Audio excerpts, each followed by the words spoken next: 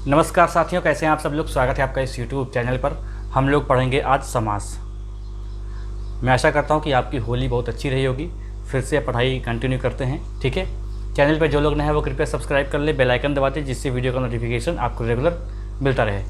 तो दोस्तों, इसको देखने के बाद आपको साथियों के साथ खूब शेयर करना है और वीडियो को अभी से लाइक कर दें। कोई चीज़ अगर आपके समझ में नहीं आती तो कमेंट बॉक्स खुला हुआ है, कमेंट कर सकते हैं, मैं उसका रिप्लाई करूँगा, ठीक है। दोस्तों, समास पढ़ते हैं। शब्द संरचना की अगर बात करते हैं तो भैया 4 इकाई होती है: संधि, समास, उपसर्ग, प्रत्यय। संधि हम लोगों ने पढ़ लिया है। संधि और उपसर्ग प्रत्यय हम लोग एक लास्ट क्लास करेंगे, वहाँ पर इंपॉर्टेंट जो होंगे वो देखेंगे हम लोग। और ये है समास का चैप्टर। तो ये चारों जो चीज़ें हैं ये बहुत इंपॉर्टेंट हैं, हर पेपर में आपको देखने को मिलती हैं। संधि, समास, उपसर्ग, प्रत्यय, ठीक है। इससे मतलब शब्द का निर्माण होता है। इन 4 चीज़ों से शब्द का निर्माण किया जाता है। संधि हम लोगों ने बहुत अच्छे से पढ़ी थी, 2 क्लासेस में कवर किया है। प्लेलिस्ट बनी हुई है, आप लोग चाहे तो क्रमानुसार अपनी वीडियो देख सकते हैं, अपने चाहे तो नोट्स बना सकते हैं। दोस्तों, समास पढ़ते हैं। समास का मतलब क्या होता है, ये क्वेश्चन आया हुआ है। समास का मतलब होता है संक्षेप, ठीक है। संक्षेप मतलब होता है इसका। और समास देखिए, जैसे अगर बात करें तो सम, धन, आस से मिलकर बना है ये समास। सम का मतलब होता है निकट, पास। आस का मतलब बिठाना, ठीक है। हालांकि ये क्वेश्चन आपसे नहीं पूछेगा, पर ये क्वेश्चन पूछा गया है। समास का जो है मतलब क्या है, तो समास का मतलब संक्षेप, ठीक है। देखिए, ऐसा होता है 2 पदों के मेल, जब 2 पदों का मेल होता है तो उसको बोलते हैं समास। 2 वर्णों के मेल से जो विकार होता है उसको संधि बोलते हैं। 2 पदों के मेल से जो विकार होता है उसको समास बोलते हैं। पद और वर्णों में अंतर क्या होता है, जैसे वर्ण क्या होते हैं, आ, का, ला, ठीक है, ज्ञा और जैसे खा। तो ये सब क्या है, ये अलग अलग वर्ण हैं। लेकिन यही शब्द जो होते हैं, जैसे कि लिखा जाए पुस्तक, पुस्तक हो गया, या आपका हो गया नील, कमल, ये सब क्या है, ये सब शब्द हैं। और शब्दों को ही एक कहते हैं पद, ठीक है। तो 2 पदों के, आपसे क्वेश्चन हमसे ये पूछेगा कि 2 पदों के मेल से होने वाले विकार को क्या कहते हैं, तो उसको बोलते हैं समास। 2 शब्द नहीं पूछेगा, पद पूछता है। ये होते शब्द ही हैं, लेकिन ऐसा होता है कि जब इन शब्दों का प्रयोग हम लोग वाक्य में करते हैं तो वो हो जाते हैं पद। तो इसीलिए कहा जाता है कि पदों के मेल से। तो एक जैसे कि यहाँ पर लिखा है नील और यहाँ पर लिखा है कमल, 2 पद हैं। इनको हम लोग मिला के एक साथ लिख देते हैं, नील कमल। तो ये एक समासिक पद बन जाता है, एक समासिक पद बन गया। इसका मतलब क्या हुआ कि नीला कमल, ठीक है। एक कर्मधारय का ये उदाहरण है। तो समास की भेद पूछेगा तो आपसे मैं बताऊँगा कितने कितने होते हैं, क्या होता है, ठीक है। तो स्टार्ट करते हैं। तो यहाँ पर देखिए, समास की परिभाषा अगर बात करें तो 2 अथवा 2 से अधिक शब्दों से मिलकर, यहाँ पर शब्द नहीं पद लिख दो, ठीक है। शब्द भी होगा तो कोई गलती नहीं है इसमें। 2 अथवा 2 से अधिक पदों से मिलकर बने हुए सार्थक शब्दों को समास कहते हैं। देखिए, सार्थक और निरर्थक दोनों में अंतर होता है। जैसे कि चाय, ये चाय क्या है, एक सार्थक है। ये वाय क्या है, एक निरर्थक है। जैसे कपड़ा, कपड़ा और लत्ता। तो कपड़ा एक सार्थक है और लत्ता क्या है, साथ में एक निरर्थक शब्द है। तो हालांकि निरर्थक शब्दों का भी इसमें होगा, भी बताएंगे हम लोग, देखेंगे। फिलहाल परिभाषा क्या कहती है कि 2 अथवा 2 से अधिक शब्दों से मिलकर बने हुए शब्दों या पदों से मिलकर बने हुए सार्थक शब्दों को समास कहते हैं, ठीक है। अब देखिए, कुछ चीज़ें क्या होती है कि क्वेश्चन आपसे पूछता है कि इसका मतलब क्या होता है। जैसे कि पूछा जाए समस्त पद या समासिक पद किसे कहते हैं, ये आपसे पूछ लेगा। तो मैंने आपको बताया कि 2 पदों से मिलकर जो एक शब्द निर्माण होता है वही होता है समासिक पद। जोड़ना कहता है समासिक पद, और इसको अलग अलग करना है उसको बोलते हैं वियास। जैसे समास विग्रह होता है, ठीक है, और व्यास। तो आपको समास का जो विलोम है वो हमेशा व्यास लगाना है, व्यास, ठीक है। जैसे वि धन आस, ये होता है, ठीक है, अलग करना। तो आपको जब बताना है व्यास, देखो, समास के नियमों से बने शब्द समस्त पद या समासिक पद जो है वो क्या कहलाता है, समासिक पद कहलाता है, ठीक। अब देखो, समास विग्रह, तो विग्रह, समास विग्रह अगर आपसे पूछे तो आपको व्यास लगाना है, व्यास लगाना है। जब समास का अगर आपसे पूछे विलोम क्या, व्यास लगाना है। बाकी इसको विग्रह भी कहते हैं, मतलब शब्दों को अलग अलग लिख देना, फिर से वो विग्रह कहलाता है। समस्त पद के सभी पदों को अलग अलग किए जाने की प्रक्रिया जो है वो समास विग्रह कहलाती है। क्या कहलाती है, समास विग्रह, ठीक है। जैसे देखो चौराहा, तो ये चौराहा क्या है, ये चौराहा एक समासिक पद है। इसको अलग अलग कर दिया तो समास विग्रह हो गया, 4 राहों का समूह, ठीक है। 4 राहों का समूह का मतलब क्या हुआ, चौराहा। तो ये क्या, चौराहा क्या है, एक समासिक पद है, और इसको जो अलग अलग लिख दिया गया तो ये समास विग्रह हो गया। आपके पास समझ में अच्छे से आ गई होगी, ठीक है। तो ये आपके सामने बेसिक पॉइंट वाले क्वेश्चन थे जो आपसे क्वेश्चन पूछे जा सकते हैं और पूछे जाते भी हैं। ठीक, समास के भेद आपसे पूछेगा हिंदी में कितने, 6 बताना है आपको, हमेशा 6 बताना है। समास के भेद हमेशा 6 बताना है। ठीक है, अब यही भाव समास, अब यही भाव समास, तत्पुरुष समास, कर्मधारय समास, द्विगु समास, द्वंद्व समास और बहुब्रीहि समास, तो यही हमको पढ़ना है। ठीक है, तो एक एक करके हम लोग देखते हैं अव्ययी भाव समास क्या होता है। जिस समस्त, ठीक है, जिस, ये कैसे लिख दिया मैंने, ये देखो यहाँ बचा गया, जिस समस्त पदों में प्रथम पद अव्यय उपसर्ग, ठीक है, प्रथम पद अव्यय उपसर्ग प्रधान हो, मतलब अव्यय हो या उपसर्ग हो, वो प्रधान हो, तो बाद वाला पद संज्ञा हो, तो उसको अव्ययी भाव कहते हैं। मतलब जैसे कि लिखा जाए आजन्म, ठीक है, तो यहाँ पर ये जो उपसर्ग लगा है ये एक अव्यय है, इसमें कोई बदलाव नहीं हो सकता। अव्यय क्या होता है, लिंग वचन काल कारक के अनुसार उसमें परिवर्तन नहीं होता है, तो अव्यय होता है। और जन्म क्या है, एक संज्ञा हो जाएगी। ठीक है, तो ये क्या हो जाएगा आ, तो यहाँ पर यही कह रहा है कि अब प्रथम पद मतलब क्या हुआ, प्रथम पद पूर्व पद, ठीक है, या पहला पद ये होता है। जैसे कि ये शब्द है तो यहाँ पर ये प्रथम पद है, पूर्व पद है और यही, ठीक है, और यही अगर प्रधान हो और बाद में संज्ञा हो तो वो क्या होता है, वो होता है आपका अव्ययी भाव समास। प्रथम पद, पूर्व पद भी बोलते हैं इसको, ठीक है, और पहला पद भी बोलते हैं। चलिए देखिए एक एग्जांपल देखिए, जैसे प्रतिदिन, तो प्रतिदिन का मतलब यहाँ पे क्या, देखो प्रति क्या है, एक प्रति जो है वो आपका क्या होता है, प्रति, ये आपका क्या है, एक अव्यय है। प्रतियाँ, प्रति, इसमें आप बदलाव नहीं कर सकते। बदलाव जो लिंग वचन काल कारक है ना, उनके उसके अनुसार आप बदलाव इसमें नहीं कर सकते प्रति, लेकिन दिन में आप बदलाव कर सकते हैं, दिनों लिखा जाता है, एक आप वचन के हिसाब से इसमें बदलाव कर सकते हैं। तो ये दिन क्या हो गया, एक संज्ञा हो गई, और प्रति क्या हो गई, एक अव्यय, यानी उपसर्ग जो लगा हुआ है वो अव्यय, और इसी की कहानी यही प्रधान है इसमें। अगर इसमें आप प्रति ना लगाओ तो ये कोई वाक्य समास का वाक्य नहीं बनेगा। जैसे आपने लिख दिया दिन, ठीक है, जैसे आपने दिन लिख दिया तो दिन एक संज्ञा है, बस इतना ही काफ़ी है, लेकिन आपने प्रति लगा दिया तो ये एक पद प्रधान हो गया। इसके ही लगाने से आपका एक नया पद बन गया, वो बन गया प्रतिदिन। तो ये जो अव्यय है ये प्रधान है, ठीक है, इसीलिए ये अव्ययी भाव का समास है। ठीक है, उदाहरण है जैसे प्रत्येक, यथाशक्ति। अब जैसे यथाशक्ति, यथाशक्ति है, ठीक है, यथाशक्ति, तो शक्तियाँ आपने सुना होगा कि शक्ति का जो है बहुवचन बनाया जा सकता है, ठीक है, यानी वचन के हिसाब से इससे परिवर्तन हो सकता है, तो लेकिन यथा में आप कोई भी परिवर्तन नहीं कर सकते। तो ये एक अव्यय है और यही अव्यय प्रधान है। तो ये पहला पद है, ठीक है, और ये द्वितीय पद है, तो प्रथम पद प्रधान है इसमें। यह आपसे क्वेश्चन देखिए परिभाषा के रूप में भी पूछता है आपसे कि जिस समस्त पद में प्रथम पद अव्यय या प्रधान होता है, प्रथम पद जो है प्रधान होता है, वो क्या होता है, वो होता है आपका अव्ययी भाव समास। जैसे बारंबार, प्रत्यक्ष, ठीक है, समक्ष, यथाकर्म, आजन्म, भरपेट, बेशर्म, बदस्तूर आदि। तो ये सब क्या है आपके अव्ययी भाव समास के उदाहरण हैं। ठीक है, ये आपको अच्छे से समझ में आ गया होगा। अब देखिए अव्ययी समास भाव के दो भेद होते हैं। एक तो होता है अव्यय पद पूर्व अव्ययी भाव समास, मतलब जो मैंने आपको यथाशक्ति बताया, ये पहला एक प्रकार है।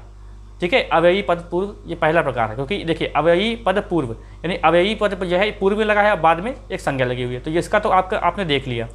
नाम पद पूर्व अव्ययी भाव समास क्या होता है कि नाम पहले होता है, संज्ञा पहले और बाद में अव्ययी भाव होता है। जैसे कि विवाह उपरांत, तो विवाह के उपरांत, विवाह उपरांत ये भी एक अव्ययी भाव समास का उदाहरण है।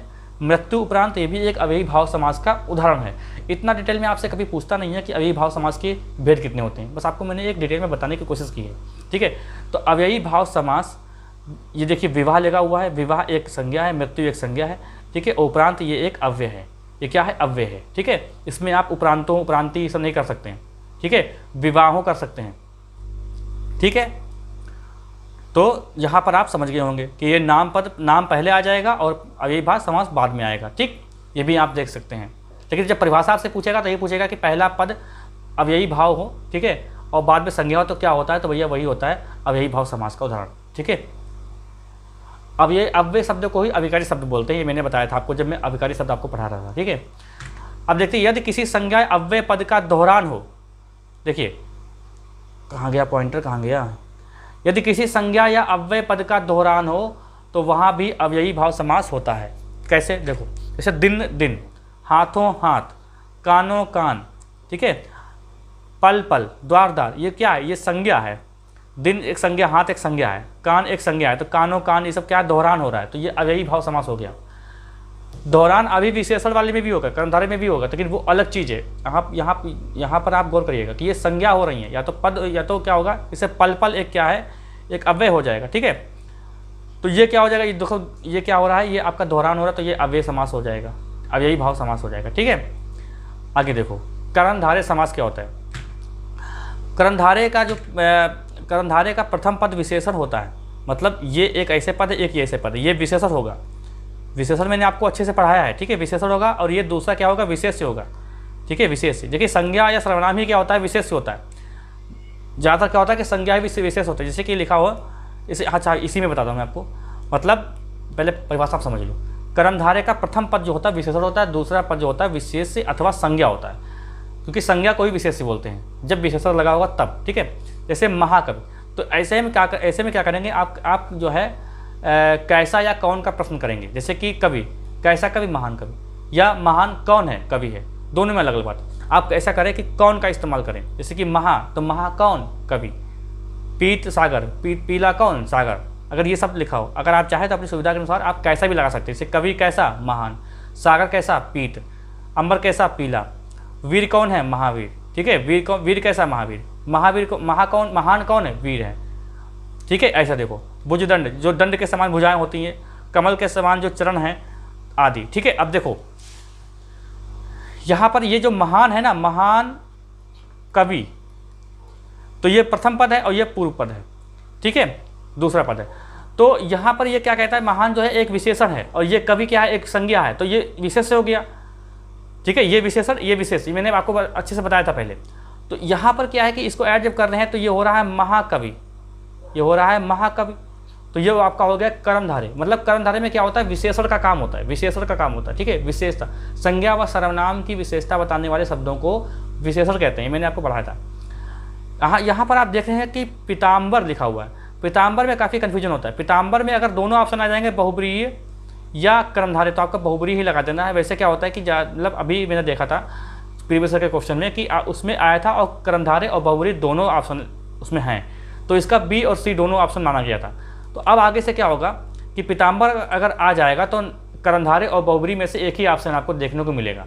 ठीक है, नहीं ये पीला वस्त्र जो ओढ़े हुए कृष्ण जी हैं ऐसे माना जाता है, और पीला अंबर ऐसा मान, दोनों इसके अर्थ निकलते हैं। जैसे पीला सागर, इसमें कोई भगवान का नाम नहीं निकल रहा है। बहुब्रीहि समास में क्या होता है कि भगवान का नाम आता है, भगवान ने देवी देवता के नाम आते हैं उसमें। ठीक है, महावीर, महासागर, भुजदंड, मतलब जो भुजा है वो दंड के समान है। ठीक है, ऐसा, तो दंड के समान। कभी कभी क्या होता है कि विशेषण बाद में भी लगा होता है, ये भी ध्यान रखेंगे। ठीक है, देखो इसके भी भेद देखो। जैसे यदि कोई उपसर्ग का विशेषण की तरह प्रयुक्त हो जाए, जैसे कोई उपसर्ग हो और वो विशेषण की तरह प्रयुक्त हो रहा है। अच्छा, यहाँ पर देखिए, जैसे काली मिर्च होता है ना, काली मिर्च, काली मिर्च भी देखिए एक उसका उदाहरण है, किसका, कर्मधारय समास का। आपके सामने बहुत सारे उदाहरण होंगे, बहुत सारे आपके सामने उदाहरण हो जाते हैं, तो यहाँ पर सारे उदाहरण नहीं लिखे जा सकते। आपको बस समझना है इस चीज़ को कि कैसे कैसे क्वेश्चन आपको सॉल्व करना है। देखो यहाँ पर बात कर रहा है विशेषण, तो एक संख्यावाचक विशेषण होता है, उसको छोड़ के बात कर रहा है, क्योंकि संख्या वाले जो शब्द आते हैं वो द्विगु समास में आते हैं।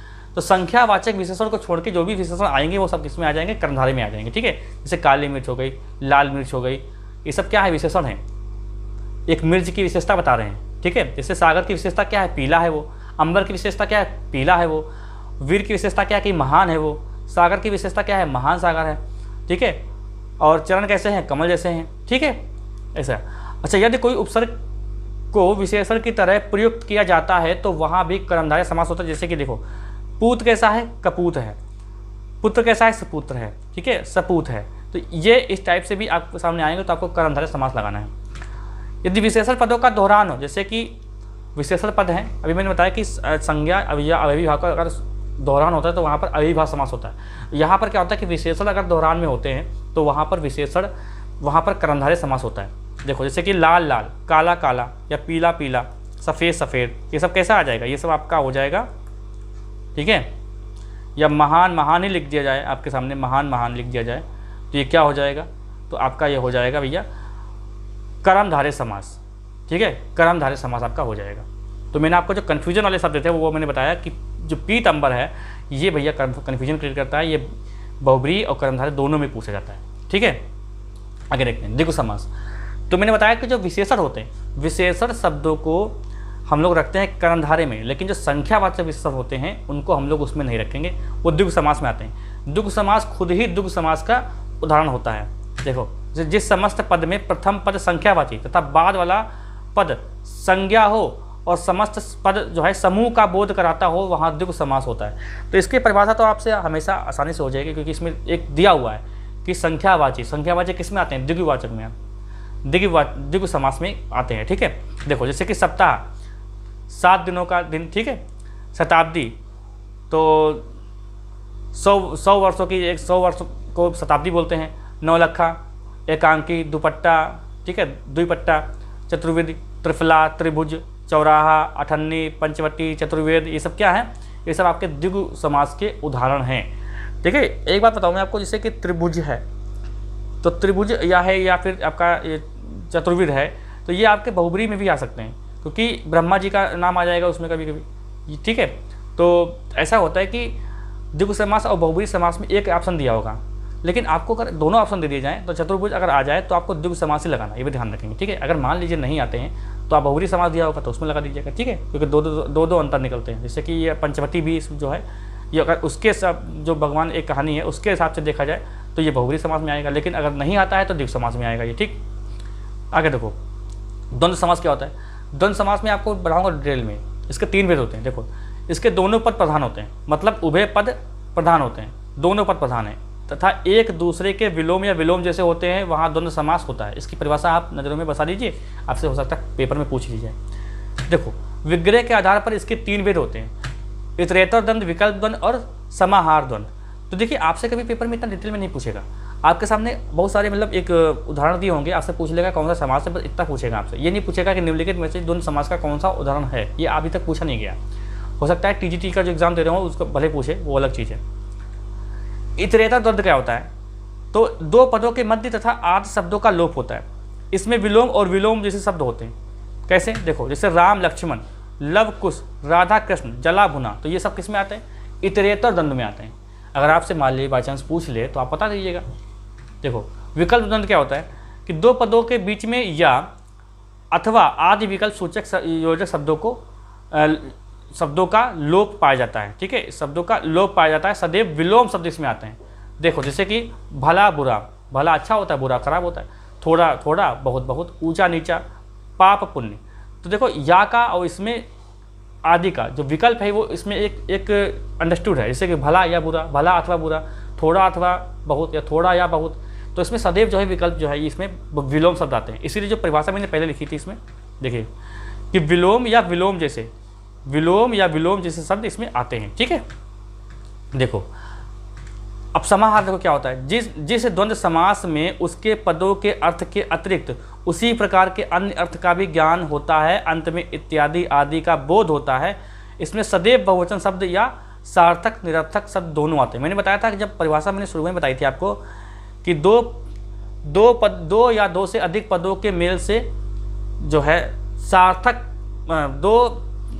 दो या दो से अधिक पदों से मिलकर बने सार्थक शब्दों को समास कहते हैं। तो मैंने आपको बताया था कि निरर्थक शब्द को भी देखेंगे हम लोग। तो यहाँ पर देखिए निरर्थक शब्द भी लिखा हुआ है कि नहीं? देखो, जैसे कि रोटी दाल, चाय वाय। अब चाय वाय किसका एग्जाम्पल है? ये द्वंद्व समास का एग्जाम्पल है, यही बताना था आपको। कपड़ा लत्ता, अन्न जल। देखिए, अन्न और जल देखो दोनों सार्थक है कि नहीं? सदैव बहुवचन आते हैं, रोटी दाल, तो यहाँ पर बहुवचन की बात कर रहा है। ठीक है, चलिए आपको समझ में आ गया होगा। बाकी कन्फ्यूजन और आपका कमेंट बॉक्स खुला हुआ है। बहुब्री समास देखो क्या होता है, कोई पद प्रधान नहीं होता है। कौन सा समास का कोई पद प्रधान नहीं होता है भैया? तो उसको लगा देना है बहुब्री समास। ये आपका प्रधान जो वाला शब्द है ना, इसको आप याद रखिएगा अच्छे से। अर्थात उभय पद अप्रधान होते हैं, कोई प्रधान नहीं। इसमें अन्य अर्थ की प्रधानता होती है, सांकेतिक अथवा योग ऋण। जब मैंने आपको शब्द बताए थे तो वहाँ पर योग ऋण में बताया था कि 2 शब्द मिलेंगे और एक नया शब्द निकल के आएगा, उसको ही मैंने वहाँ बताया था कि इसमें बहुब्री के उदाहरण होते हैं। तो यहाँ पर भी उसका जिक्र होगा कि योग ऋण शब्द होते हैं इसमें। ठीक है, देखो मतलब 2 शब्द आएंगे और 2 शब्दों को मिला के उन दोनों का अर्थ अलग अलग था, जब उनको मिला दिया तो एक अलग ही शब्द बन के आ रहा है। जैसे देखो, दशानन, 10 मुख हैं तो क्या है? वो रावण है। दशानन, 10 आनंद माने मुख। अब दोनों का देखिए अर्थ अलग अलग है। ठीक है, ये दशानन ऐसे लिखा जाएगा, लेकिन मैं समझा रहा हूँ आपको आनंद। तो ये क्या है, दस आनंद, ये मुख, इसका मुख होता है, ये मतलब 10 का मतलब अंक हो गया। लंबा उदर, ठीक है, लंबोदर अर्थात गणेश जी हो जाएंगे। चतुर्भुज देखिए इसमें देखिए आया हुआ है, ठीक है, चतुर्भुज ब्रह्मा जी हो जाएंगे। चंद्रशेखर, ये क्या है, मतलब शिखर के ऊपर जिसके चंद्र है, तो वो क्या हो जाएगा, पानी में जिसके वीणा है। और गिरि को गिरधर, मतलब क्या होता है, गिर मतलब पहाड़, उसको उठाने वाले अर्थात श्री कृष्ण हो जाएंगे। तो मतलब क्या है कि इन दोनों का अर्थ देखिए अलग अलग है, जैसे कि चंद्र अलग होता है और शेखर अलग होता है, इन दोनों का अपना अपना अर्थ है। लेकिन इन दोनों को जब मिला दिया तो इनका भी अर्थ खत्म हो गया, इनका भी अर्थ खत्म हो गया, एक नया शब्द आ गया, अब उसका अर्थ हो जाएगा शंकर भोलेनाथ, ठीक है। जैसे चतुर्भुज, लंबोदर, दशानन, इस टाइप से। अब देखिए इसमें भी कुछ प्रकार होते हैं, जैसे कि पहला पद सहबोधक हो इसमें, जैसे सचेत। हम लोग एक निमंत्रण जब हम लोग कार्ड देते हैं उसमें लिखते हैं सब परिवार, तो वो किसका एग्जाम्पल है, वो बहुब्री समास का उदाहरण है। जब सहबोधक हो, पहला पद सहबोधक, यानी सा लिखा हो, ये सहबोधक लगा है, ये इस टाइप से अगर क्वेश्चन आपके सामने आ जाए तो आपको सब परिवार अगर दिखे, सचेत दिखे, तो वहाँ पर बहुब्री समास लगाना है। बहुब्री समास देखिए बहुत अच्छे से मैं बता रहा हूँ आपको, शायद आपने कभी देखा ना हो इसको, अगर आपने मेरे जो पढ़ाया हुआ देखा होगा तो शायद आपको पता लग रहा होगा, ठीक है। फिर देखिए घात प्रतिवाद जो बोधक होते हैं, वो भी अगर आपके सामने आए तो वो बहुब्री समास के ही उदाहरण होते हैं, जैसे कि लिखा हो गाला गाली, बाता बाती, मुक्का मुक्की, ऐसे शब्द अगर आपको देखने को मिले तो आपको वहाँ पर भी लगा देना है बहुब्री समास, ठीक है। आपके समझ में अच्छे से आ रहा होगा। अब देखते हैं तत्पुरुष समास। देखिए जिस समास का उत्तर अर्थात अंतिम पद प्रधान हो, उत्तर यानी बाद वाला, ये बाद वाला पद प्रधान हो, देखिए उसे तत्पुरुष समास कहते हैं। इसमें बाद वाले पद की प्रधानता रहती है। कर्ता व संबोधन कारक को छोड़कर शेष सभी कर्ता ने, ठीक है, संबोधन हे भगवान, वो देखिए कर्ता का विभक्ति क्या होती है, ने होती है, ऐसे शब्द नहीं आएंगे इसमें। संबोधन मतलब हे भगवान, हे ईश्वर, ये शब्द इसमें नहीं आएंगे, ठीक। इनको दोनों को छोड़कर शेष सभी कारकों में विभक्तियां लगाकर इसका समास विग्रह होता है। कैसे, देखो पहली बार देखो इसके भेद अभी पूछेगा आपसे, तो भेद इसके 6 होते हैं। ये देखिए, दो पदों के मध्य कारक विभक्ति का लोप रहता है, कारक विभक्ति लगी नहीं होगी, उसका लोप रहेगा, इसीलिए इसका अन्य नाम जो है कारक समास भी कहते हैं। तो तत्पुरुष समास को आप इतना ध्यान रखेंगे कि इसका जो अंतिम पद होता है, ठीक है, या बाद वाले जो पद होता है उसकी ही प्रधानता होती है। पहले पद की प्रधानता किसमें होती है, अव्ययी भाव में। दूसरे पद की प्रधानता किसमें होती है, तत्पुरुष समास में, ठीक है। और किसी भी पद की प्रधानता किसमें नहीं होती है, बहुब्री समास में। बस ये पद को आपको ध्यान में रखना है, ठीक है। इसीलिए इसका अन्य नाम क्या है, कारक समास है। और इसके 6 उपभेद कौन कौन से भाई, देखो कर्म तत्पुरुष पढ़ते हैं पहले। तो समास विग्रह के समय दोनों पदों के मध्य जो है को विभक्ति का प्रयोग किया जाता है। अब देखिए यहाँ पर कुछ निर्जीव चीज़ें होंगी तो आप लोग कहेंगे सर को तो लग नहीं रहा, तो भैया को के मतलब को विभक्ति का लोप होता है, को एक अंडरस्टूड होता है। देखो जैसे कि नेत्र सुख, तो नेत्र को सुख देने वाला, वन गमन, वन को गमन करने वाला, जेब कतरा, जेब को काटने वाला, सुख को प्राप्त करने वाला, ठीक है। जैसे कि ये लिखा है माखन चोर, तो माखन चोर, माखन तो एक निर्जीव चीज़ है, आप कहेंगे सर माखन को चुराने वाला तो बन नहीं रहा है, तो कैसे हो जाएगा, तो ये एक लोप रहता है। आपको अंडरस्टूड मतलब आपको समझना है यहाँ पर। गगन को चूमने वाला, मोक्ष को प्राप्त करना, पाकिट को मारना, ठीक है। तो ये को का यहाँ पर क्या है कि अच्छा आप समझ रहे होंगे कि सर कैसे बता रहे हो, तो भाई देखो जेब कतरा का मतलब क्या होता है, जेब को काटने वाले को क्या कहते हैं, जेब को काटने वाले को क्या कहते हैं, जेब कतरा बोलते हैं। तो यही होता है कर्म तत्पुरुष, ये होता है कर्म तत्पुरुष। अच्छा आपको एक बात, आप लोग एक बात में मतलब जो है एक बहस कर सकते हैं कि सर आपने बताया कि आपने क्या बताया अभी चंद्रशेखर, तो चंद्रशेखर में भी अर्थ अलग निकल रहा है। लेकिन भैया देखो यहाँ पर जो चंद्रशेखर है, क्योंकि यहाँ पर देखिए जेब काटने वाले को जेब कतरा बोलते हैं, ठीक है, जेब काटने वाले को जेब कतरा बोलते हैं। आप ऐसे कह सकते हैं कि सर आपने जो भी बताया चंद्रशेखर कि चंद्र जिसके शिखर में है, तो वो आप अलग कैसे कह सकते हो, वो बुरी में कैसे आ रहा है, उसका भी तो अर्थ बदल रहा है। यहाँ पर भी अर्थ बदल रहा है और वहाँ पर भी अर्थ बदल रहा है। तो भाई देखिए जेब काटना एक यहाँ पर अभी है, जेब काटना, जेब काटने वाले को जेब कतरा बोलते हैं, ठीक है, जेब कतरा बोलते हैं। लेकिन इसका अर्थ यहाँ पर देखो बन रहा है। लेकिन यहीं अगर कहा जाए कि गिरधर, तो गिर और धर उठाने वाला और गे पहाड़, तो इन दोनों का अब ना तो पहाड़ से मतलब हो गया, ना मतलब हो गया उठाने वाले से, सीधे मतलब आ रहा है श्री कृष्ण से, ठीक है। तो यहाँ पर इस वाले अर्थ में और इस वाले अर्थ में बहुत अंतर है, ध्यान रखेंगे, ठीक है। अच्छा और देखो भी, जैसे सुख को प्राप्त करने वाला, तो सुख को जो प्राप्त करता है उसको बोलते हैं सुख को प्राप्त करने वाला। माखन को चुराने वाले को माखन चोर बोलते हैं, ठीक है। गगन को चूमने वाले को गगन चुंबी कहते हैं, जैसे बहुत बहुत ऊंची इमारत उसको बोलते हैं गगन चुंबी, यानी गगन को चूम रही है। तो को का आप अर्थ समझ रहे होंगे यहाँ पर। फिर देखो करण तत्पुरुष क्या होता है। जो मैंने आपको कर्ता पढ़ाया था, जो मैंने आपको कारक पढ़ाया था, कारक की विभक्ति का ही यहाँ पे इस्तेमाल होगा। इन दोनों जो पद होते हैं करण तत्पुरुष में, इसमें से विभक्ति का प्रयोग होता है। कहाँ गया मार्कर? से विभक्ति का प्रयोग होता है। जैसे देखो, वाक युद्ध यानी वाक से किया गया युद्ध, अकाल से पीड़ित, हस्त से यानी हाथों से लिखित, करुणा से पूर्व, पद से दलित। देखिए आपके सामने जब कोई ये विकल्प आएंगे तत्पुरुष के, तो ज़्यादातर क्या होता है कि आपके सामने डिटेल में नहीं पूछता है, आपसे ये पूछता है कि निम्नलिखित में से कौन सा समास का उदाहरण है। तत्पुरुष, कर्मधारय, बहुब्रीहि, द्वंद्व, ऐसे टाइप से होगा। लेकिन बहुत सारे अच्छे पेपर में क्या होता है कि तत्पुरुष के भी भेद पूछ लेता है अंतर में। हालांकि द्वंद्व समास में देखिए इतरेतर है, समाहार है, विकल्प है, इतना डिटेल में नहीं पूछेगा आपसे, लेकिन तत्पुरुष से पूछता है, क्योंकि इसमें क्या होता है, कर्ता भी साथ में, मतलब कारक भी साथ में जुड़े हुए हैं। तो आपको दोनों चीज़ आपसे टेस्ट कर रहा है वो, कि आप कारक जानते कि नहीं जानते, ये भी आपसे टेस्ट करता है, इसलिए डिटेल में भी पूछता है इसमें। ठीक है, तो पद से दलित, करुणा से पूर्व, आप इसको जब अलग अलग करेंगे तो आपको से जो विभक्ति है वो आपको लगानी पड़ेगी, या फिर अंडरस्टूड होगी। ठीक है, संप्रदान क्या होता है कि इसमें क्या होता है, के लिए होता है, के लिए। ये देखिए यहाँ पर लिखा है के लिए, देखो, विद्या के लिए आले, रसोई के लिए घर, हाथ के लिए कड़ी, गौ के लिए शाला, पुत्र के लिए शौक, विधान के लिए सभा, राह के लिए खर्च। देखिए राह का खर्च आप मत लगाइएगा, राह का खर्च नहीं, राह के लिए खर्च। कभी कभी क्या होता है कि आप लोग शब्द को जब विग्रह करेंगे आपको लगेगा यार इसके लिए हो सकता है, लेकिन आपको ध्यान रखना है कि राह के लिए खर्च होता है रेल के लिए भाड़ा, रेल का भाड़ा नहीं, रेल के लिए भाड़ा होता है। डाक की गाड़ी नहीं, डाक के लिए गाड़ी होती है, ध्यान रखेंगे, यही आपका कन्फ्यूजन क्रिएट करेगी। न्याय के लिए आलय। ठीक है, अपादान तत्पुरुष क्या होता है, ये क्या होता है, इसमें भी से विभक्ति होती है, वो अलग होने के लिए होती है। जैसे देखिए इसमें देखिए से विभक्ति का लोप होता है, लेकिन अलग होने के लिए होता है। जैसे देश से निकाला, देखिए अपादान का मतलब क्या होता है कि पहली चीज़ दूसरे से अलग हो रही है, उसमें कोई जुड़ाव नहीं है, कोई भी लिंक नहीं है, उसको अलग कर दिया गया है, तो वहाँ पर से का प्रयोग होता है अपादान के लिए। तो देश से निकाला, धर्म से विमुख, पथ से भ्रष्ट हो गया, ऋण से मुक्त हो गया, आचार्य धीत हो गया। ठीक है, असत्य घृणा, देखिए घृणा का जहाँ भाव होता है वहाँ पर मैंने बताया था कि अपादान कारक होता है। नेत्र से हीन है, ठीक है, आदि। ठीक, संबंध कारक तत्पुरुष देखो क्या होता है, इसका देखिए क्या होता है, का की के। ठीक है, अब देखो ना नी ने नहीं आएगा, क्योंकि वो किसमें कर्ता में आता है, और कर्ता इसमें होगा नहीं, कर्ता संबोधन कर्ता और संबोधन को छोड़कर 6 कारक का इस्तेमाल इसमें तत्पुरुष में होता है। तो समास विग्रह करते समय का की के का इस्तेमाल होता है इसमें।